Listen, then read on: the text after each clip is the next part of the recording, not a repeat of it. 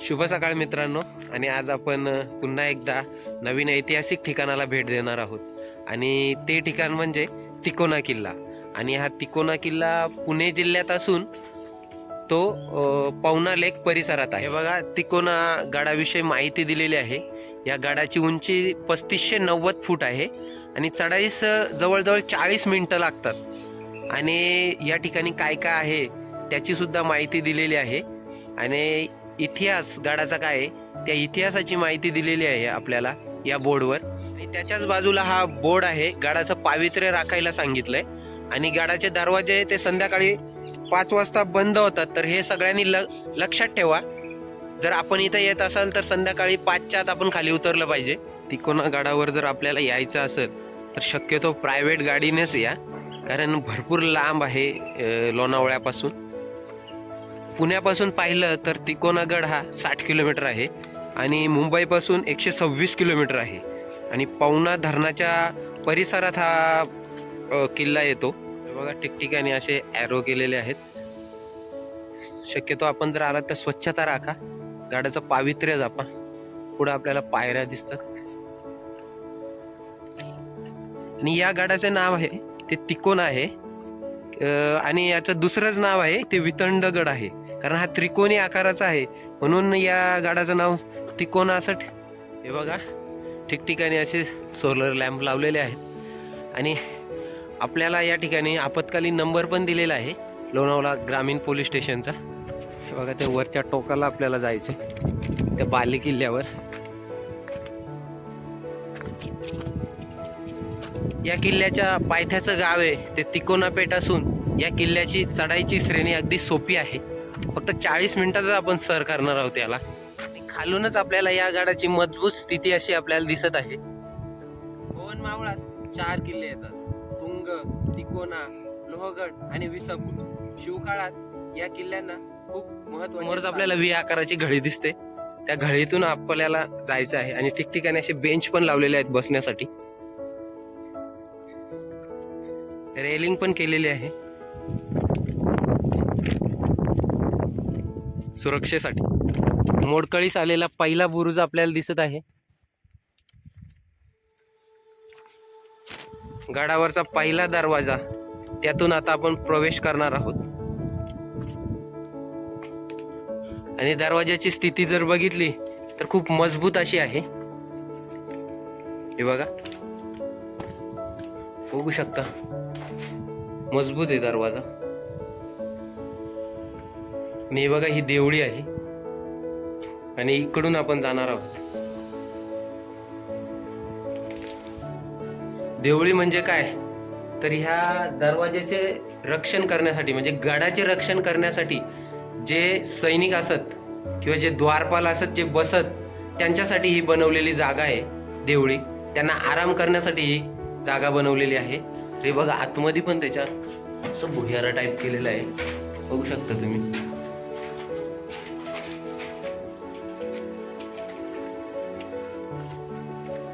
पायऱ्या आपल्याला दिसत आहेत आणि पुढे पण बुरुज आहे.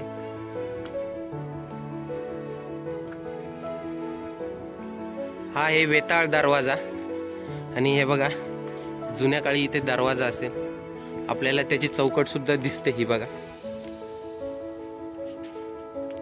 आणि खाली आपल्याला गाव दिसत आहे.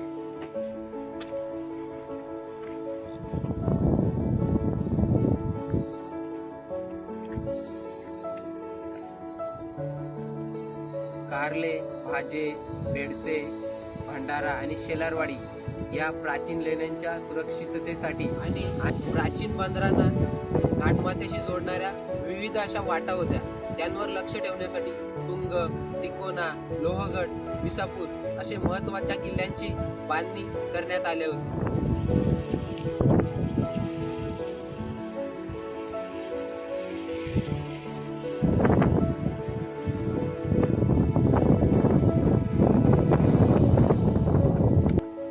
15व्या शतकाच्या अखेरीस मलिक अहमद निजामशाह याने इसवी सन 1482-83च्या सुमारास जुन्नर प्रांतावर स्वारी करून जुन्नरचा बराचसा प्रांत ताब्यात घेतला.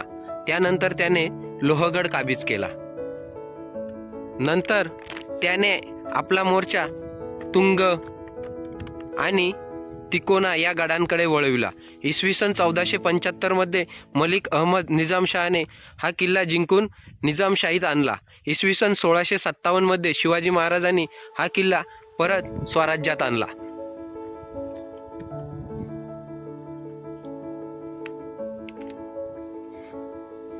सुस्थितीत अशा पायऱ्या आहेत. पुढे 11 जून 1665 साली झालेल्या इतिहास प्रसिद्ध पुरंदर तहात शिवाजी महाराजांनी जयसिंगाला दिलेल्या 23 किल्ल्यांपैकी तिकोना हा एक किल्ला होता. नेताजी पालकर यांच्याकडे काही दिवस या किल्ल्याची जबाबदारी होती. समोरच आपल्याला चपेटदान मारुती दिसत आहे. चपेटदान किंवा आपण याला चापट मुद्रेतील मारुती राया म्हटले तरी चालेल. अशीच मूर्ती त्रिंगलवाडीवर सुद्धा कोरलेली आहे. हे बघा चपेटदान मारुती. आता आपण दर्शन घेऊ आणि पुढे जाऊया. शेड पण बनवलेलं आहे या ठिकाणी.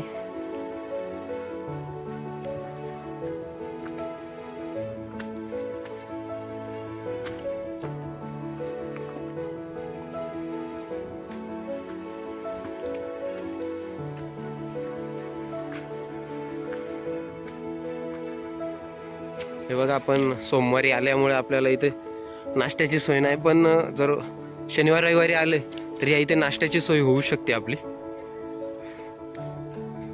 या ठिकाणी पडक्या वाड्याचे अवशेष आपल्याला दिसून येत आहेत. आणि ज्यावेळेस राबता होता गडावर त्यावेळेस हे राहायचे ठिकाण असेल. हे बघा या ठिकाणी सोलर पॅनल पण लावलेले आहे लाईटची सोय म्हणून. हे बघा पुढे आपल्याला श्रीरामाचे मंदिर दिसून येत आहे कोरलेले. आणि या इथे खूप मोठे असे पाण्याचे टाके आहे.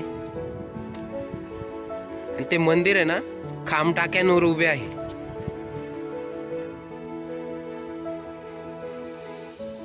आणि हे बघा ही पाण्याची लाईन आहे. ही अशी खाली गेलेली आहे. बांधकामासाठी या पाण्याच्या लाईनीचा उपयोग करतात. आणि हे पिण्यासाठी सुद्धा योग्य असं पाणी आहे, स्वच्छ असं पाणी आहे. नंतर आपण इथे पण जाणार आहोत मंदिरात. हे बघा इथे पण एक वाड्याचे अवशेष आहे. त्याच्या समोरच जायला रस्ता आहे आपल्याला.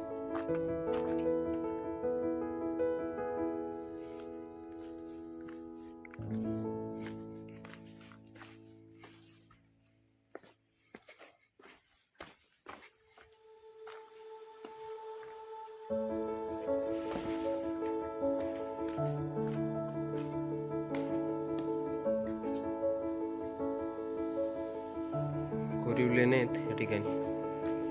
बघा आतमध्ये पण इथे पण होऊ शकता. आणि श्रीराम ध्यान मंदिर आहे. लांबूनच दर्शन घेऊन जाणार आहोत आता आपण. आतमध्ये काही जाणार नाही. हे बघा चुन्याचा घाणा आहे. जुन्या काळात आपण पाहिलं तर गड किल्ले बांधण्यासाठी सर्वात महत्त्वाचा घटक होता चुना. मजबूतीसाठी चुन्याचा वापर करत. आता सध्या आपल्याला सिमेंटचा वापर दिसतोय, पण त्या काळी चुन्याचा वापर करत असत. हे बघा आता आपण बाले किल्ल्याकडे जात आहोत.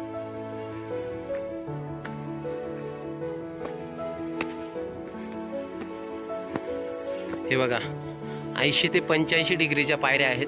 आणि पुढे एक दरवाजा आहे. तो दरवाजा पार करून आपण जाणार आहोत. हे बघा जुन्या काळातील पायऱ्या अशा होत्या आणि आता बनवलेल्या पायऱ्या या आहेत. आणि या दोराला धरून जायचं असतं आपल्याला वरती. पुढे आल्यानंतर हा दरवाजा लागतो. तो पण व्यवस्थित अवस्थेत आहे.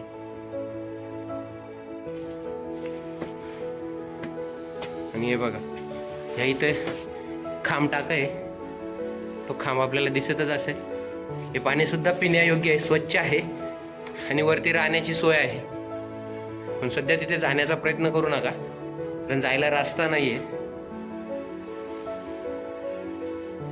आणि हे बघा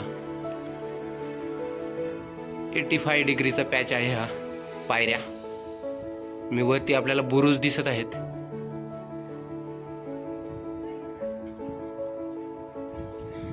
समोरच आपल्याला पावना लेक आणि तुंग किल्ला दिसत आहे.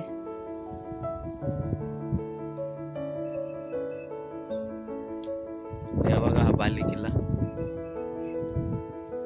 आपल्याला इकडे असं वर जायचं आहे, तर जाऊया आपण. हे बघा, या ठिकाणी आल्यानंतर मस्ती करू नका. असा दोर लावलेला आहे आणि तार सुद्धा लावलेली आहे. हे बघा, तिला धरून आपल्याला वर जायचं आहे, कारण या ठिकाणून पाय घसरण्याच्या किंवा सटकण्याच्या चान्सेस जास्त आहेत. या ठिकाणून व्यवस्थित जा.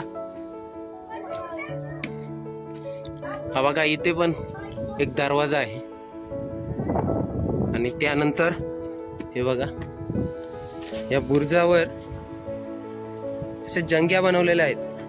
बघू शकता, शत्रूवर हल्ला करण्यासाठी. आपण एक शॉर्ट व्हिडिओ पण टाकलाय कर्नाळा किल्ल्यावरचा जंग्यांचा. हे बघा, शत्रू जर खालून येत असतील तर त्यांवर हल्ला करण्यासाठी या जंग्यांचा उपयोग करत असत.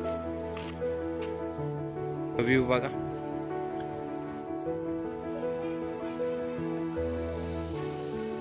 आणि हा बुरुज.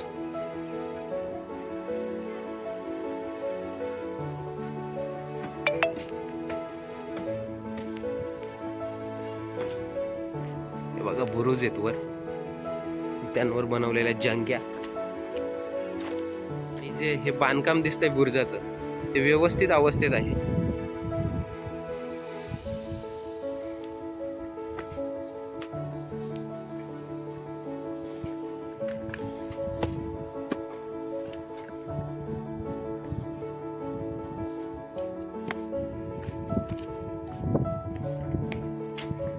हे बघा, उन्हाळी या ठिकाणी आपण राहू शकतो बाहेर, पण उन्हाळीच. आणि आतमध्ये पाण्याचे टाके आहेत, हे पण पिण्यायोग्य पाणी आहे, स्वच्छ पाणी आहे. आणि या ठिकाणी ओलसर जागा आहे, पण या ठिकाणी राहू शकत नाही आपण. व्यवस्थित सपाट जागा नाही. या ठिकाणी सुद्धा पाणी आहे.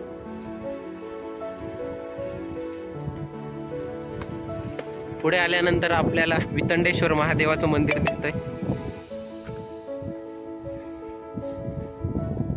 हे बघा, या ठिकाणी टाके आहेत, पाणी आटलेलं आहे. आणि हे बघा, हे खांबांवर, 5 खांबांवर आहे हे मंदिर.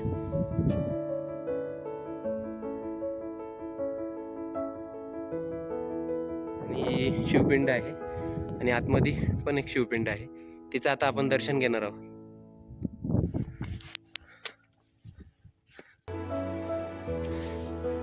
हे बघा, आतली शिवपिंड.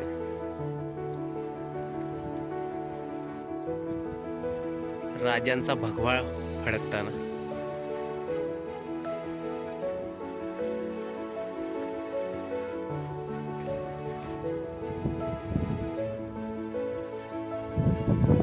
पावना धरण बघा, खूप मोठा असं.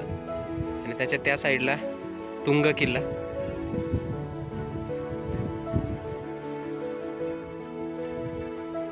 पडक्या वाड्याचे, हे बघा, पडक्या वाड्याचे अवशेष आपल्याला दिसत आहेत सर्वात उंच ठिकाणी.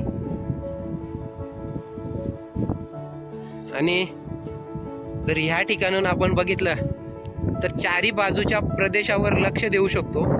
म्हणूनच या किल्ल्याचं बांधकाम केलं त्या काळी. 1982 साली अकबर आणि संभाजी महाराज यांची भेट झाली होती या किल्ल्याच्या परिसरात. आणि अकबर या ठिकाणी राहण्यास सुद्धा आला होता, परंतु हवामान न मानवल्यामुळे त्याला जैतापूरला धाडण्यात आले होते.